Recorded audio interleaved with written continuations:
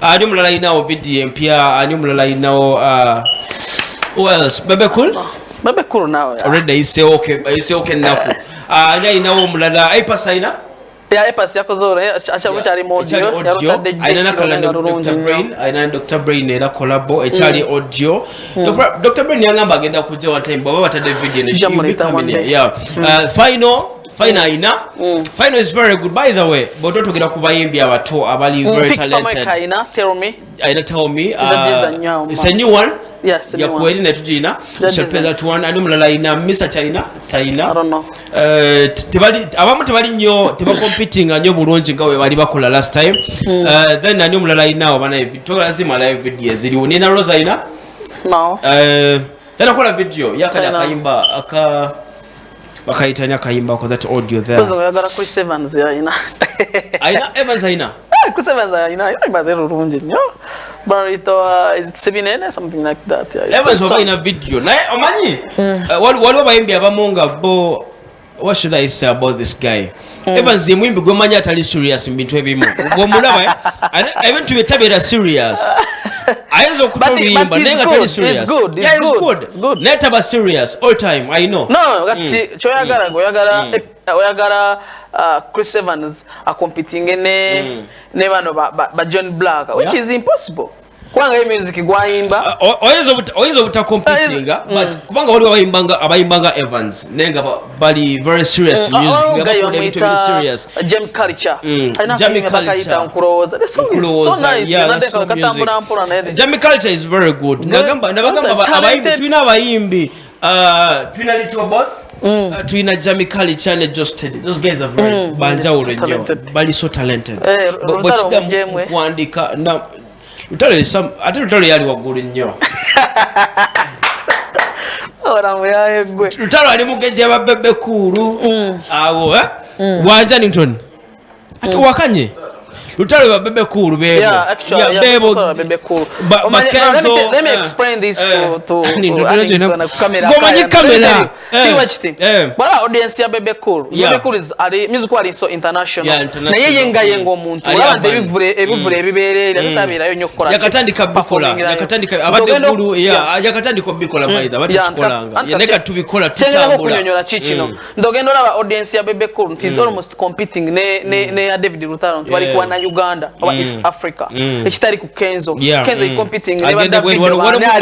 Uganda audience ya Kenzo katekende dentono by the way ekende ne ku international by the way chobo manya bashe because it's coming up with a concert na myeko zo yo kubayimbi mu Uganda abayimbira emitwale $2 plus Kenzo when is abroad me like omutolo gwa $1 plus ochegera yamwe bigomanya chikola wana Uganda ne wano ku market ya Uganda audience ndoza abantu batukane so what do you talk about yaremo kole mbaga obaja serita yagara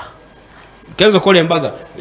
kwanjula I told someone Kenzo asobola kola Rema kibamukolera buli mwaka ngachikolera Rema buli mwaka he can do it asobola Eddie Kenzo and Mkuru Sebunya Hamza who is who financial bona bayinawo era Kenzo inawo neto sakwera mulevo yemu nena uli ndento sende zako saza one of the companies tycoon Kenzo aina sente okusinga Sebunya want it or not Kenzo is very rich okusinga Dr. Sebunya Anton okiriza nange tuli wamwe ya but Kenzo asinga Sebunya ola omukolo gwa Sebunya ne Rema let's go slow gwali mo okutula soloza sente ngaba mwagalana ya leta tugende mpora wechiti omuyimbi omuyimbi mu Uganda asinga okuyimba azayimbira sente meka asinga okuyimba Uganda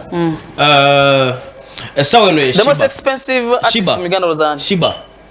sure yeah Shiba ayimbire million 7M ngoje ko Bobby Wine tewali muyimbi asuka millions 5 unless zekubulira me I know unless wemanyire songe twali ku share promoter Sunday events naleta Shiba ku million 7M Bebe Cool ku million 4 me I thought Bebe Cool yasinga ku bile webay ne I knew it Shiba yasinga Shiba is very expensive Eddie Kenzo ayimbira sende meka Kenzo distance Kampala ayimbira million 3 kitondo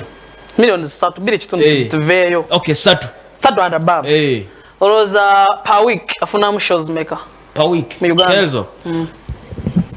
ntono zi limited ngameka aizo kuba imba show ezuwera mukampala Wednesday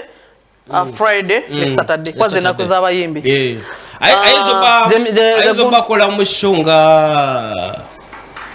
nga mukaga shows mukaga times millions satu jamdwaro sande mekezi billion simanya bali abala batubalire kawo millions 18 naye kati muno millions 18 Dr. Funa sende meka sebunya government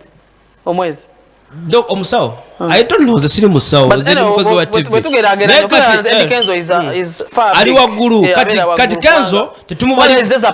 tetubalabya Kenzo bya wano Kenzo wagende bweru when kwa ebisere bisinga agenda nyebwe most time is always on board okitegera sente zakole bweru nyingi nnyo n'okusinga zakola wano actually market ye bweru nene nnyo ewa Kenzo kinene okusinga market ya wano what Rema is trying to do Rema was agezako okulumya okulaga nti she's contented right now Rema honeymoon which pics which byatakolanga science aizo batalumya nenga kyetagisa ataka bade ali mulavu ne Kenzo ayita postinga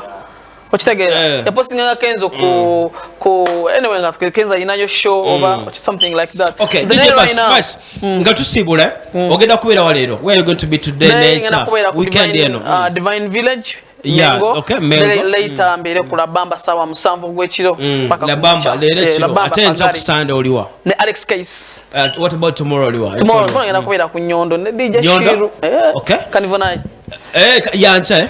every Sunday tugenda kubera mubende mu bundi bujo tugenda bundi buje encha ne Annington tugenda bera bundi bujo ku ntandi jazz bar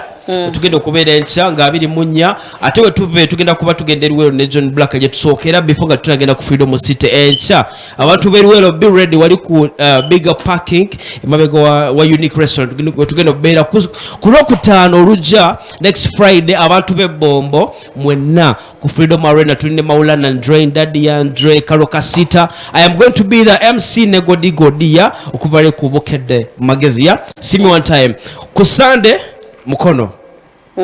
tusibule ndowoza okay I say Precious my birthday Ian Pro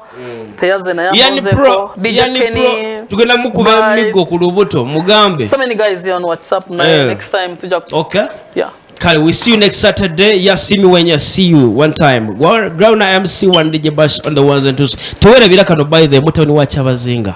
One person ground MC. See you one time.